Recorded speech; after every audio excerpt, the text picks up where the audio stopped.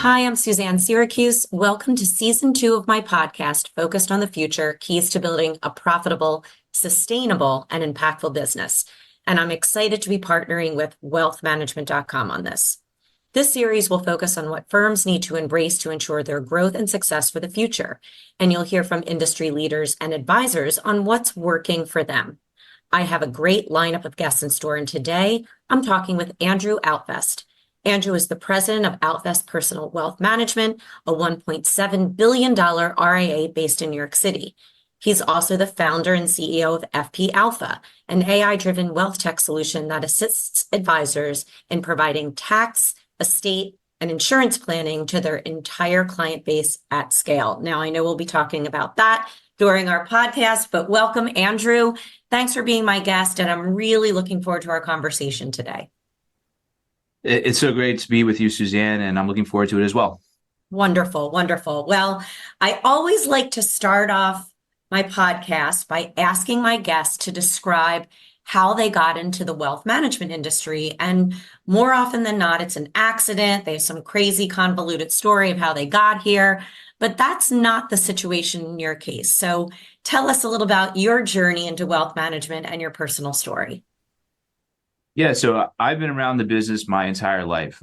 Both my parents are pioneers in the RIA space. My father started an RIA way back in 1983, and my mother joined just a few years later.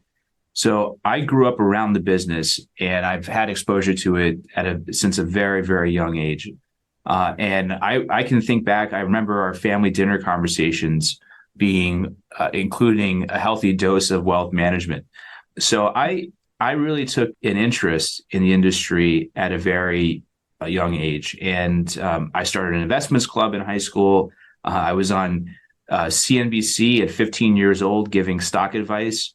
Oh my God. I did not know that. That's crazy. that was good entertainment for the CNBC audience. Here's this precocious kid, giving stock picks.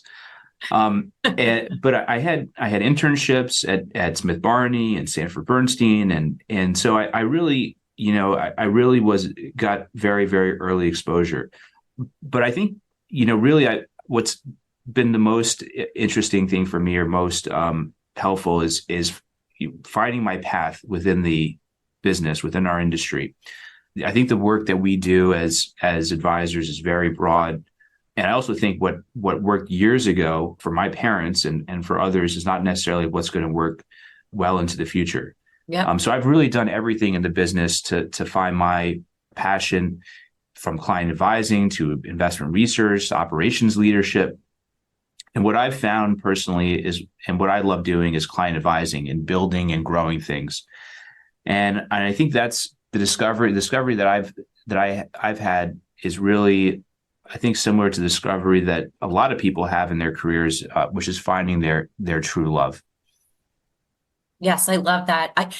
So first of all, big fan of your parents. As you mentioned, they are pioneers in the fee-only wealth management space. They were, I think, founding members of NAPFA. And they really were ahead of their time. And so you've been around it, as you mentioned, your whole life. So I'm curious, how does that work, right? So they have this successful practice. You come in, you're like straight out of college and getting your master's, I believe. So what role did you first start out in when you started at Altfest? Yeah, so I started at a very young age doing pretty much everything, what someone at a very early age can do. But I think, the real serious work started in as an intern in college. And at that time I was doing investment research, and, I spent a summer doing investment research. I liked it. It was educational. It was an extension of the stimulating work that I had been doing in school that I enjoyed. But when I joined Altfest Personal Wealth Management, I still didn't know if I was going to be sitting and watching the clock.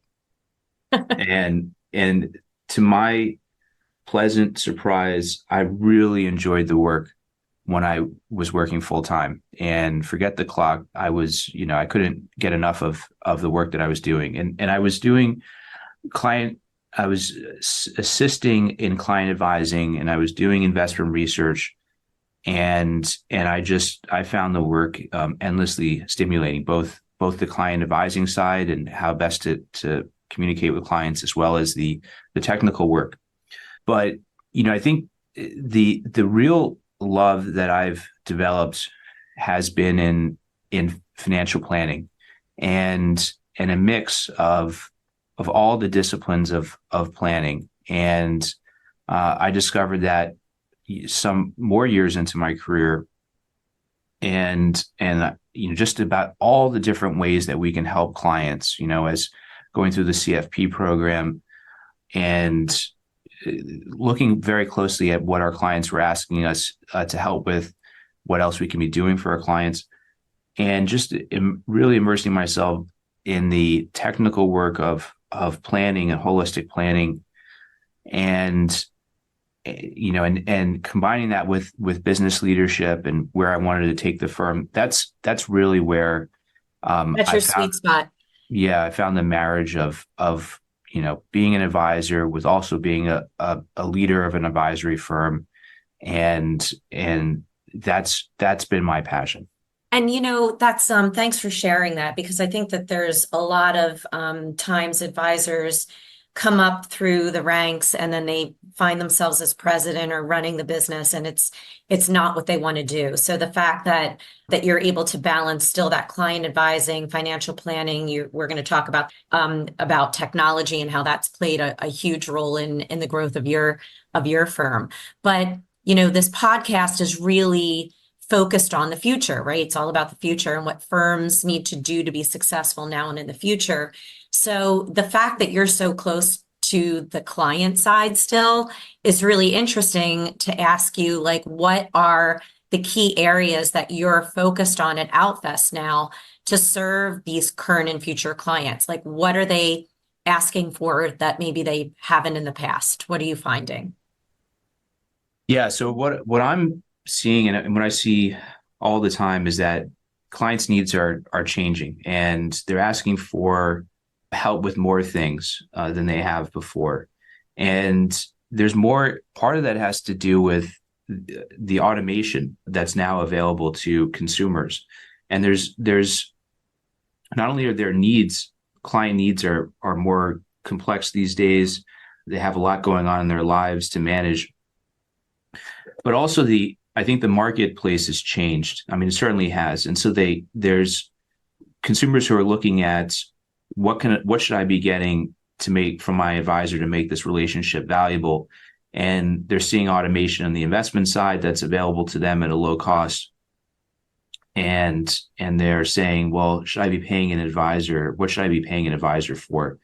I'll give you an example. We are now beginning to work with a executive at a public company, and he came to us. He and his wife came to us, and they were asking for help with many, many different things. I mean, they were asking for help with tax planning and cash flow planning and insurance planning and estate planning. And if we're just focused on investments, if we're just focused on helping with one need, we wouldn't be getting to first base with that person. And it's just not going to happen.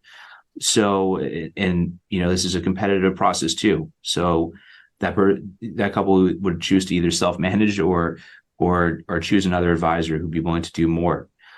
So really the question becomes, how do you offer to a high net worth client?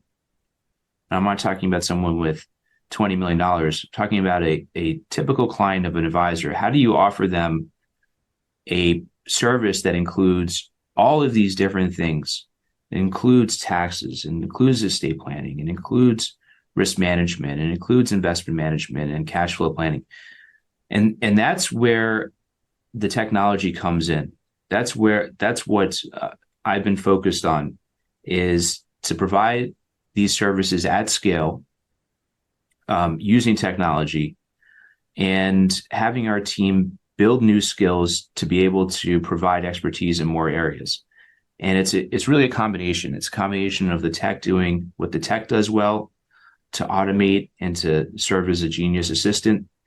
And then it's the advisor we as advisors are using the personal side and using our judgment and our experience and creativity that allows us to be indispensable to new clients now and into the future. So more of our time is freed up by using the technology so that we can be doing more for clients, spending more time with them. I'll give you another example.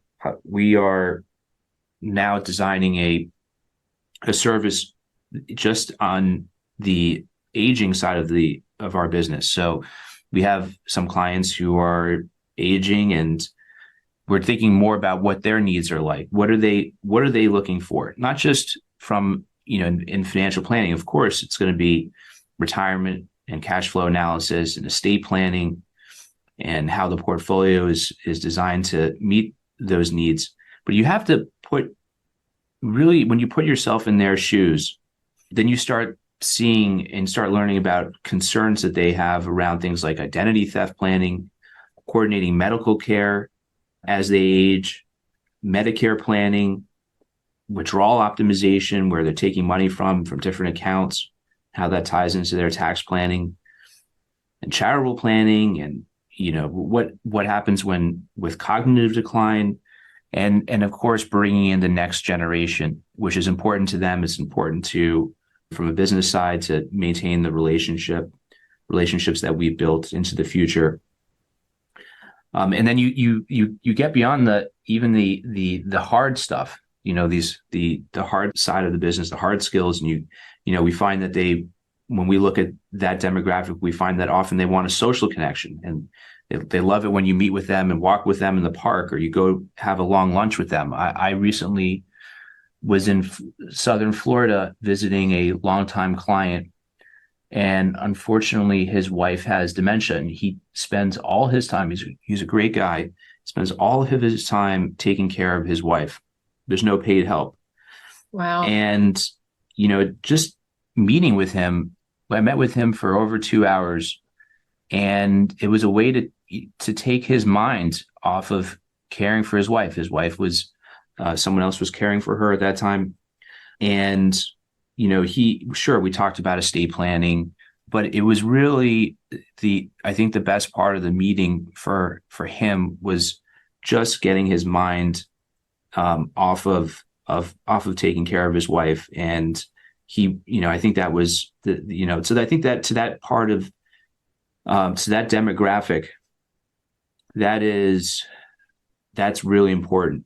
And I think that we as advisors, we really are going to be able to think more about what our clients want and really insert ourselves into their lives, to take care of many more things than, let's say 10 years ago we were taking care of. It's not just investments. And so that's what we're focused on. We're focused on what our clients are asking for and evolving our service to best meet their needs. And it, really is a combination of the hard skills, the soft skills, technology to meet more needs. And it's one of the reasons I'm so excited about the future, because our value proposition is just going to continue to grow and grow.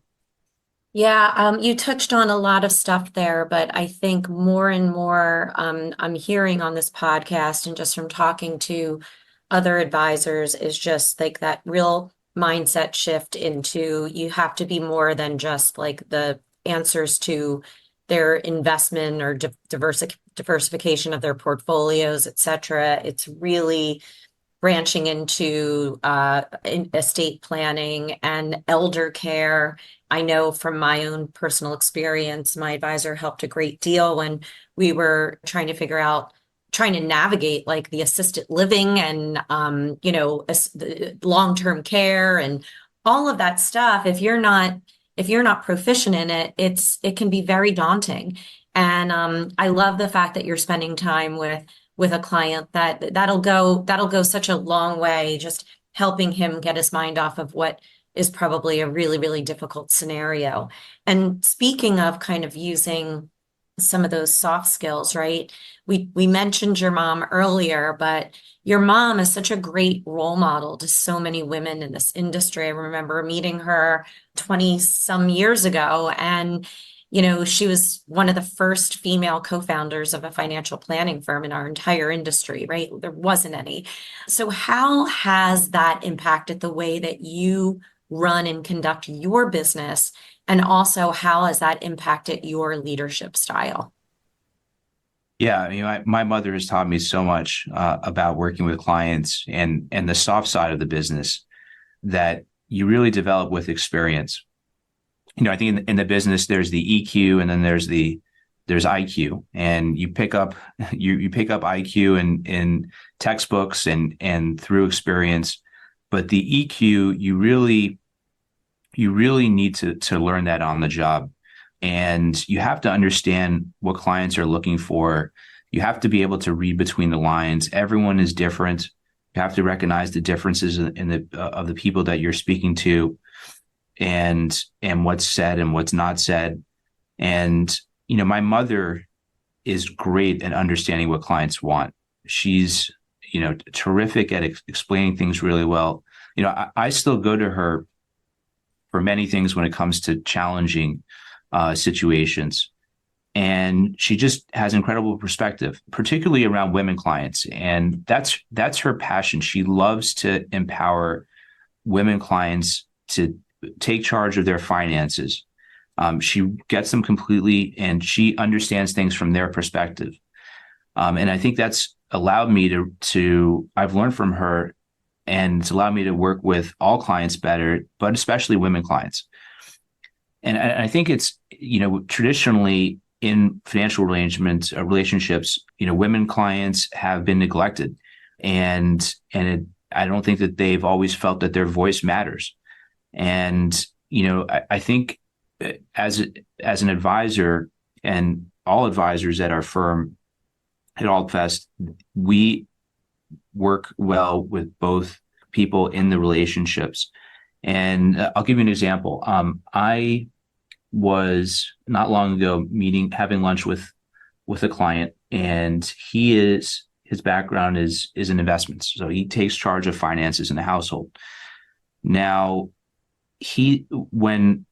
what he was telling me at lunch, he was thanking me at lunch. He was saying, "You did a great job when we had a meeting. It was me and my wife and you did a great job. And I really appreciate what you did to," my wife was very appreciative. And I couldn't understand what he was, I didn't understand what he was talking about, because, what he was, all I did in the meeting was, he was obviously very outspoken. He's the person, he has a background in investments. He takes the lead in the household. But, I was speaking to both the husband and the wife. I was engaging the wife. She wasn't the vocal one in the meeting. I was making sure to ask her, stopping to ask her for her, what's important to her, and what are your thoughts on this subject. And that just went a long way. And that he was thanking me, that she provided great feedback after the meeting, and he was thanking me for engaging her. Although I think that's just what should be expected of all of us. Right. And another example I can think of is I recently got a referral from an estate attorney, and it was a $10 million prospective client that he sent. And I thought that he sent the prospective client to me because he thought that I was great at what I did. And, here's a really competent and financial advisor. And that's why I'm referring this prospective client, who was a single woman. Now, what I asked him, why, at the end of, him telling me all about her, why he referred her to me, why he thought of me for this prospective client. And I had been in a meeting with this estate attorney and with a client of ours who is a single woman.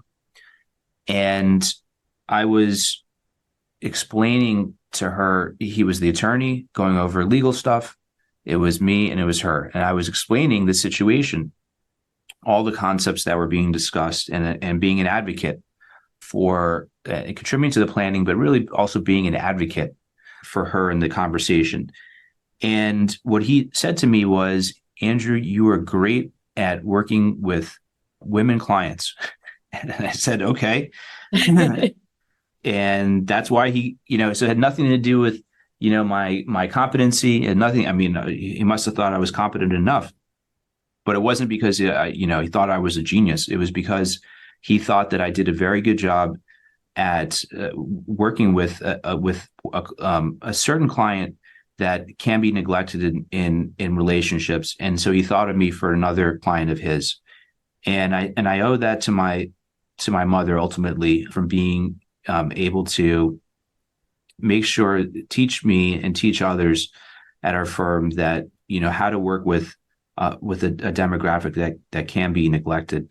And, I also, when I think about my mom and think about the things that I've learned from her, she beyond client advising, she's very community oriented, and that's become a core value of mine. It's important to me to be that community, to have that giving back to my community, is to make myself feel fulfilled. And it's just an important value of mine.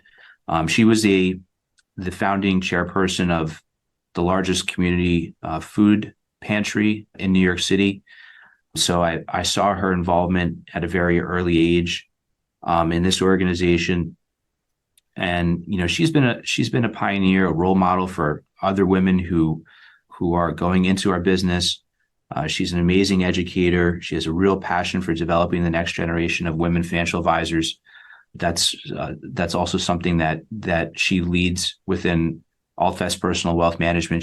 There's a women's mentoring program that meets separately, and she's taken the charge on that for many years. So she's terrific and has influenced me in different ways. I love that. And the giving back part is really important too. The mentorship part, sharing, and really teaching you the importance of EQ. And I think that's such like all of the things that you just mentioned is such a great tribute to your mom, and just making you a better overall advisor and business leader. So thank you for sharing all that. Now, segueing over into kind of the wealth tech side and how technology's really influenced you and impacted the way you do business and conduct business, right? So let's talk a little bit about that. One cannot deny the impact that AI is having on our world. It seems as if everyone is talking about it. But you were one of the first in the industry to actually launch a solution utilizing AI, and this was back in February of 2020, so way before it was on the headlines and in industry media and mainstream media. So 2 questions relating to that. First, what made you drawn to AI before it was on most people's radar? And then what was the catalyst in launching your AI-powered wealth tech solution, FP Alpha? So what made you drawn to AI in the first place? And then how did that impact you launching something in the industry? Yeah. So, this goes back to 2016, 2017. I started to formulate, the early concept of FP Alpha. And I think it's, as a business leader, as an advisor who's thinking ahead about the future, naturally you're going to think about AI. And, the last year and a half, the breakthroughs that we've had in AI have really captured the imaginations of consumers and business leaders. But even 5 years ago, or 7 years ago, we were, at that time, we were also thinking about AI. We were thinking about new ways for chess models to crush human advisors, human chess players. And we were thinking about driverless cars. And, I think it's really what I've found in my career is that we want to look at what's discussed in the advisor space, but we also want to look at what's discussed in the broader economy and in other industries. And the advisor space is good for the thought leaders provide a lot of good tactical things. But if you want to think long term, it's good to also break out of that discussion and look at what's being discussed, bigger picture. And that's really where I got AI on my mind. Mm-hmm. But at the same time, at that some years ago, I was experiencing really, really strong pain points, and there was friction around what clients were asking us for and what we could deliver. So there was more automation at that time being introduced around investment portfolios with robo advisors, and I wanted to future-proof our business.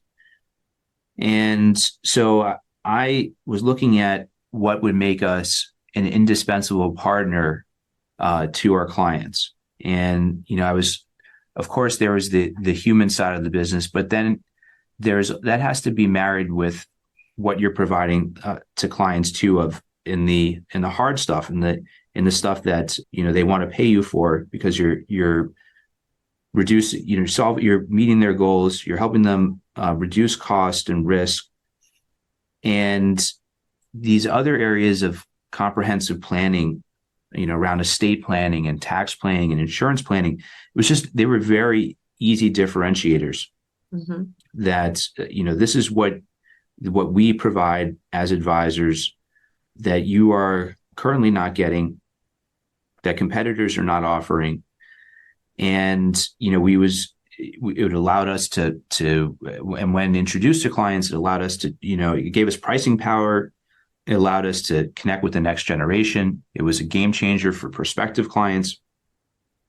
So I started exploring what the needs of our business were, and where I wanted to take it. And I started to think about how AI could help us get there, because I was struggling to be able to do this work and have our team do this work in a manual fashion in estate planning and tax planning and insurance planning, and for the average client that we had.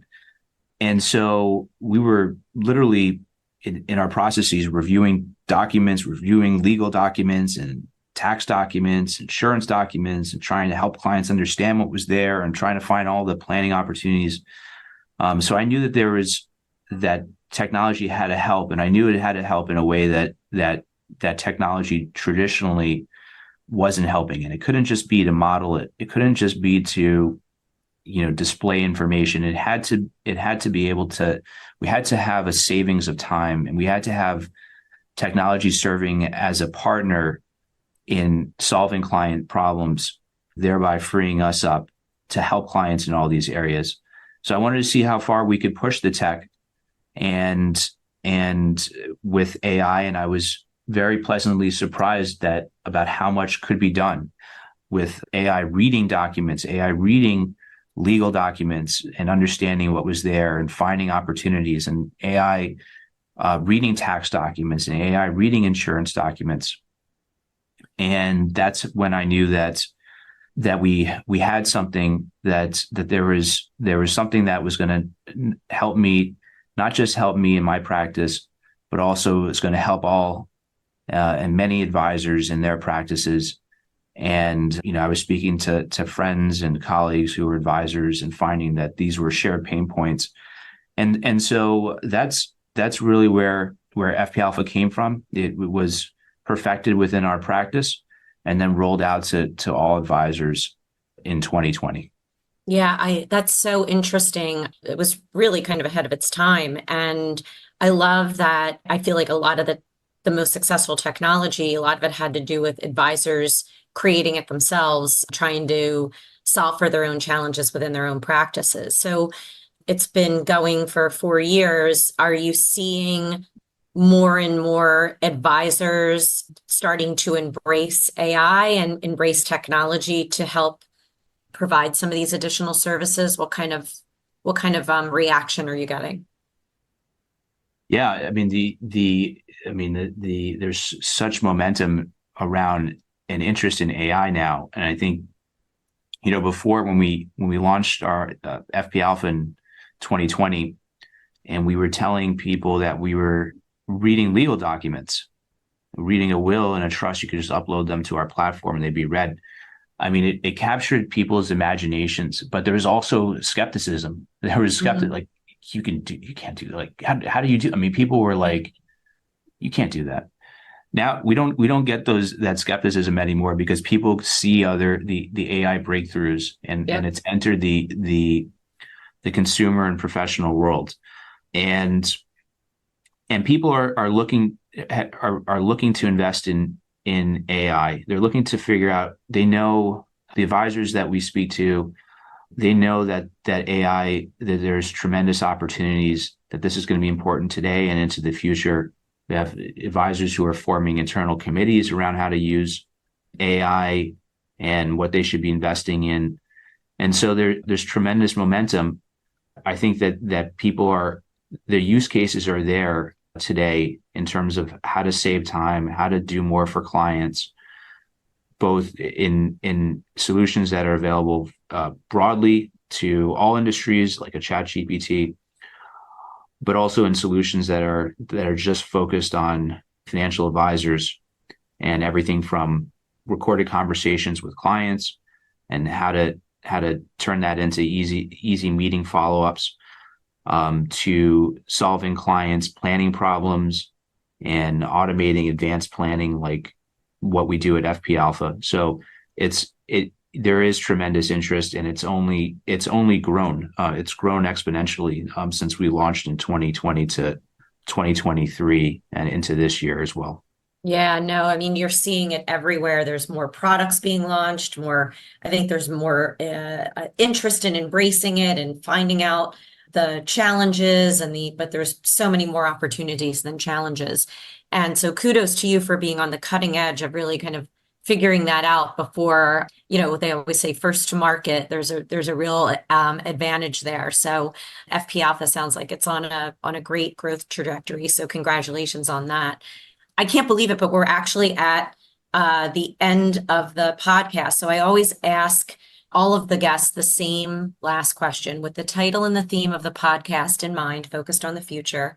What is your last line? What key takeaway do you want to leave our audience with?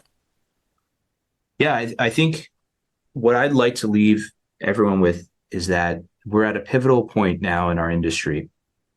And I think we're going to determine our success going forward in our industry based on how we evolve our value proposition. If we keep doing the same thing that we've been doing, I do think that our value to our clients is going to decline. There's more competition out there, and that competition is only going to grow in its capabilities, given we have the same groundbreaking technology that advisors have available to them is coming to directly to platforms that go directly to consumers. But if we start embracing the tools that are available, the trends in the economy that we have, I think that our value proposition is only going to increase. And so I think that this is an incredibly exciting time to think about the future, given all the advancements we have in technology. I think if we invest early to gain it, we're going to gain a competitive advantage and you will, as an advisor, gain a competitive advantage to peers who are stuck in the old ways of doing things and are not evolving their business. I'll give you an example. We recently brought on a new client to Altfest with an $8 million portfolio. And he owns a business. The business is worth north of $20 million. And the only help that he was getting from his advisor was his current advisor was on the portfolio side. And really, this is all too common. This is what we see all the time. Our industry hasn't evolved. And we can do things as they were, or we can instead jump into the complexity of someone's life and help them across many areas that are concerning them when it comes to planning for their families, such as estate planning or tax planning and risk management. And at the same time, be very human. Be the person, like this person wanted someone that he can call and have candid conversations with, and about his finances. And that's what that's what we offer beyond just the technical side, is to lean human. And and to spend time with clients and allow technology to also free us up to do that. So I think that the more that we evolve our value proposition to do more for our clients, beyond coming from an investment, a service that years ago was investment only, and to be helping them with more things and to be spending more time with them, I think is going to only strengthen our value proposition and keep us a step ahead of others who are trying to cheapen our service and are what I see as inferior competitors to a very strong growing value proposition that we as advisors provide. Yep. I love that. I mean, really, like a lot of this discussion today surrounded the importance of holistic planning and marrying the human and technology side of things in order to have a more stronger value prop. So great, great insights. Andrew, thank you so much for being my guest today and for sharing your experiences as a very thoughtful financial advisor, but also as a wealth tech founder. I'm Suzanne Siracuse. Thanks for listening. And I hope this episode leaves you feeling even more excited to be focused on the future.